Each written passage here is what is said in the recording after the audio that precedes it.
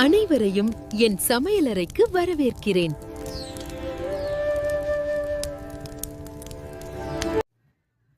Hello friends, welcome to my kitchen. இன்றைக்கி நம்ம பார்க்க போகிறது சிம்பிளாக நம்ம வீட்டில் இருக்க பொருளை வச்சு ஒரு சிக்கன் பிரியாணி. அரிசி எப்படி உடையாமல் நீட்டாக வர்றது, தண்ணி பக்குவம் எல்லாத்தையும் வீடியோவில் சொல்லியிருக்கேன். அதையுமே செஞ்சிங்கன்னா பிரியாணி இனிமேல் பக்காவான கலரில் வரும். பாருங்கள், வாங்க வீடியோக்குள்ளே போவோம். வணக்கம், எங்கள் சேனலை மறக்காமல் சப்ஸ்கிரைப் பண்ணுங்க.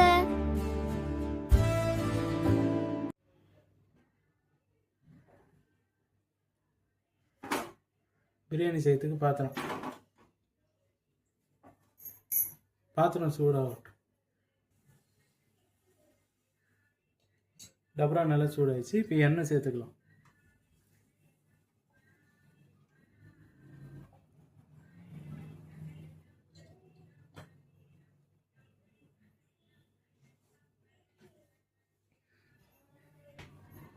எண்ணெய் சூடானு ஸ்டார் அணைச்சி பட்டை, கிராம்பு, ஏலக்காய், ஜாஜி பத்திரி, முல்தானி மொக்கு இது எல்லாத்தையும் எண்ணெய் சூடான சேர்த்துக்கலாம்.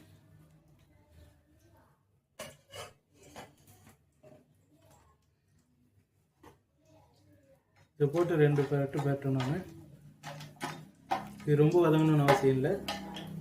இந்த டேஜில் வெங்காயம் சேர்த்துக்கலாம்.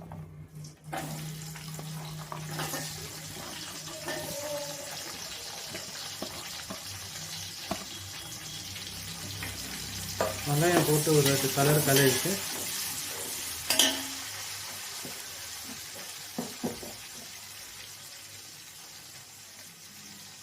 சும்மா கொஞ்சமாக உப்பு போட்டால் வெங்காயம் சீக்கிரம் வதங்கிடும். அதனால் உப்பு சேர்த்துங்க.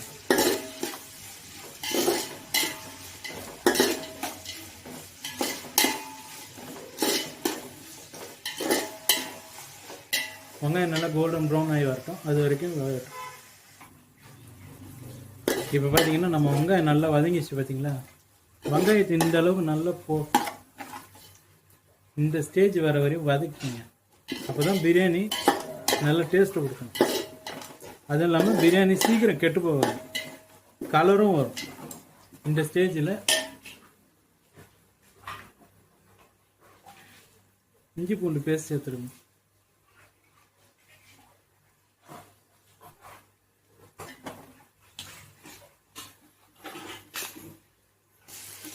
இஞ்சி பூண்டு 2 ஸ்பூன்,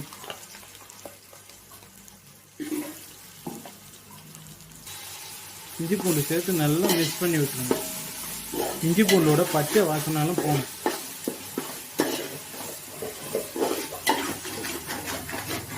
ஒரு கிலோ அரிசிக்கு 100 கிராம் இஞ்சி, 100 கிராம் பூண்டு என்ற ரேஷியோவில் நல்லா அரைச்சி சேர்த்துக்கணும்.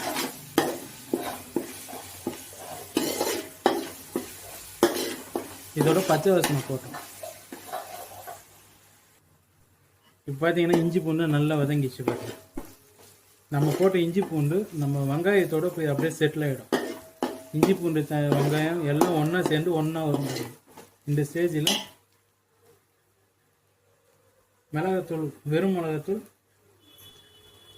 2 ஸ்பூன்,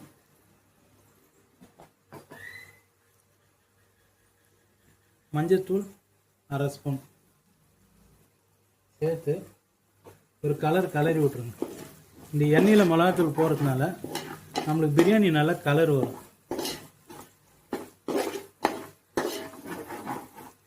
இந்தமாதிரி கலந்து விட்டுட்டு தக்காளி,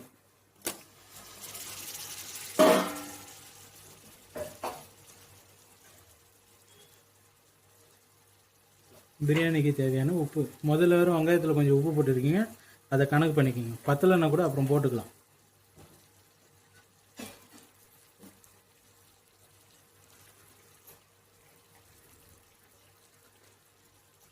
தயிர்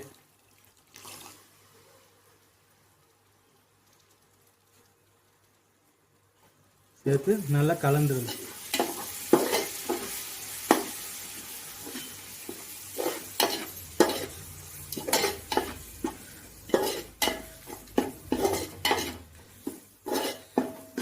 இது கூடயே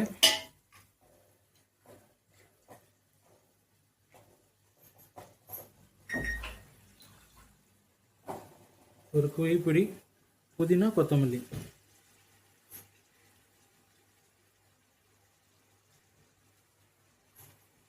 சேர்த்து மிக்ஸ் பண்ணி இந்த மசாலாவை மட்டும் ஒரு 2 நிமிஷம் நல்லா வேக விடணும்.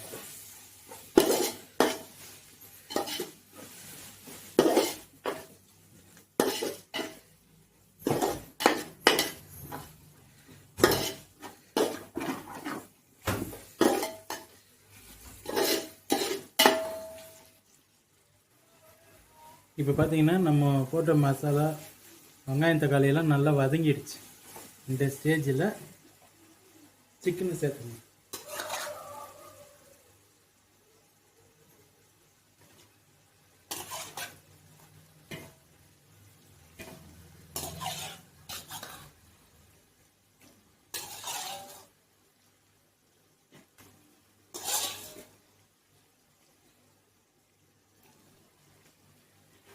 சிக்கனை சேர்த்து நல்லா கலரி விட்டுருணும்.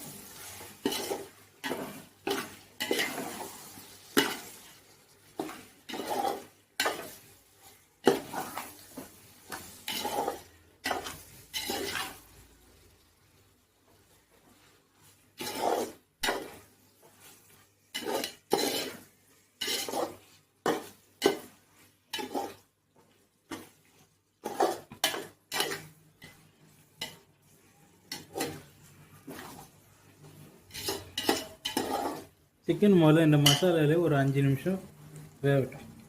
அதுக்கு எல்லாத்தையும் போட்டு கலந்துட்டு இதை அப்படியே ஒரு தட்டு போட்டு மூடி வச்சிடும்.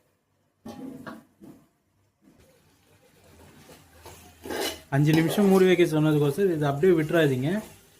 1 நிமிஷத்துக்கு ஒரு வாட்டி இதை திறந்து கொஞ்சம் கலரி விட்டுருங்க. ஏன்னா நம்ம தண்ணி ஊற்றலை, அதனால் அடியில் அடி பிடிக்கும். அதனால் 1 நிமிஷத்துக்கு ஒரு வாட்டி இதை திறந்து இந்த மாதிரி கலரி விடுங்க. ஒரு 4 நிமிஷம் மட்டும் விட்டால் போதும். ஒரு 5 நிமிஷத்தில் இந்த மசாலாலாம் சிக்கனுக்குள்ளே இழுத்துக்கும்.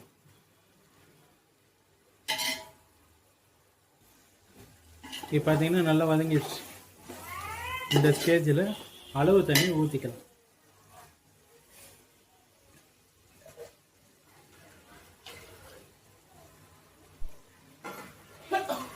அளவு என்ன கணக்குன்னா 1 கிலோ அரிசிக்கு 1.5 லிட்டர் தண்ணி.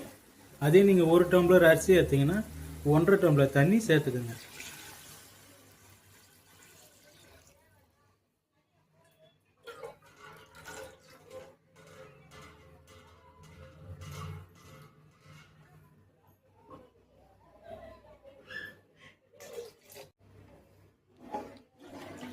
தண்ணி சேர்த்து இதை கொஞ்சம் அப்படியே கலரி விட்டாங்க.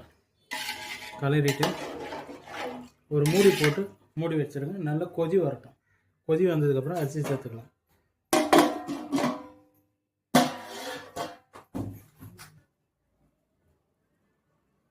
இப்போ பார்த்தீங்கன்னா தண்ணி நல்லா கொதி வந்துடுச்சு. இந்த டைமில் உப்பு காரம் செக் பண்ணிக்கிங்க. இந்த டைமில் உப்பு காரம் செக் பண்ணிக்கிட்டா தான் உண்டு. உப்பு காரெல்லாம் செக் பண்ணிட்டு அரிசி சேர்த்துக்கணும்.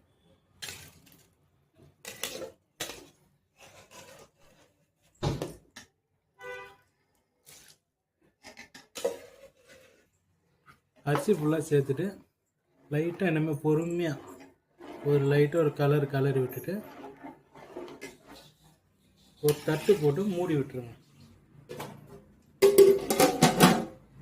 நடுவில் ஒரு 2 நிமிஷத்துக்கு ஒரு வாட்டி லைட்டாக அப்படியே மிக்ஸ் பண்ணிக்கிங்க.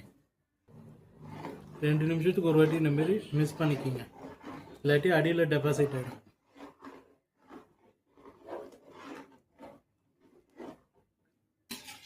லைட்டாக ஒரு மிக்ஸ் பண்ணிவிட்டு திருப்பி மூடி வச்சுருங்க.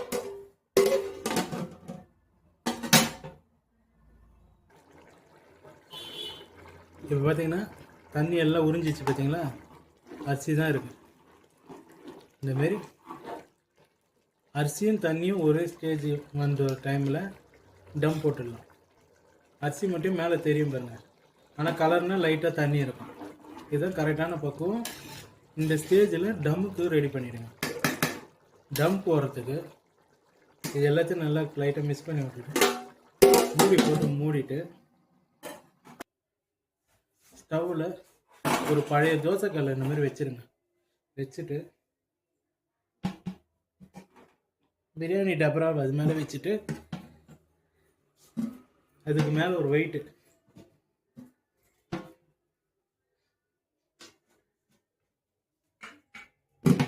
இந்த மாதிரி ஒரு வெயிட்டை தூக்கி வச்சுருங்க.